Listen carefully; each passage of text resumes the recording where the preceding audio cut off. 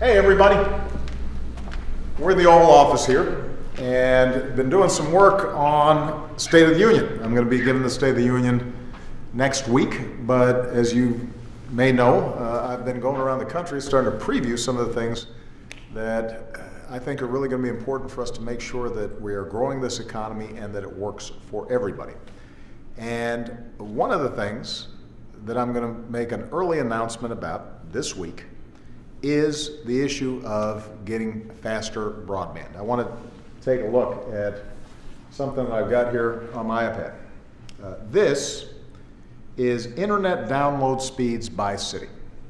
Okay, I can zoom up if you want so you can see the names there. So you've got Seoul, South Korea, Hong Kong, Tokyo, Paris. These cities all have really fast access to the internet because they've made the investments in broadband. Now, here's what's interesting. Right next to it, you got Cedar Falls, Iowa. Now, Cedar Falls isn't a really big place. You only got 40,000 people in Cedar Falls. But the reason they can compete with these other world cities is because citizens got together and made the investment to bring competition in and make sure that internet speeds were just as fast there as anywhere else. We've got some other cities like Kansas City and Chattanooga, Tennessee that are doing similar things, and that gives them a huge competitive advantage. It means a business can come in and locate there knowing that they can hook into world markets, products, services, anywhere around the globe. So I'm going to be going to Cedar Falls to highlight this. The reason is because unfortunately we've also got a bunch of U.S. cities that aren't on par, that aren't moving as fast when it comes to broadband. And you know what it feels like when you don't have a good internet connection, right? Everything's buffering, you're trying to download a video, you got that little circle thing, it goes around and around, it's really aggravating.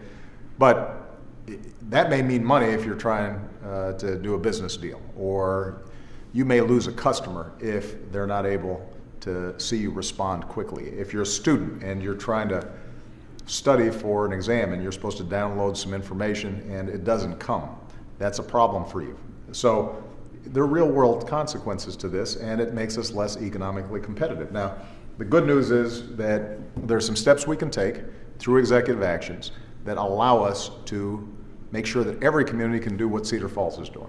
Every community will be able to make the investments they need to speed up broadband, bring in more competition, give consumers more choice, and as a consequence, hopefully they're going to be in a better position to attract businesses, make sure students have the web at their fingertips, make sure that all the uses of the internet that are available are right there in their communities. So that's what I'm going to be talking about in Cedar Falls.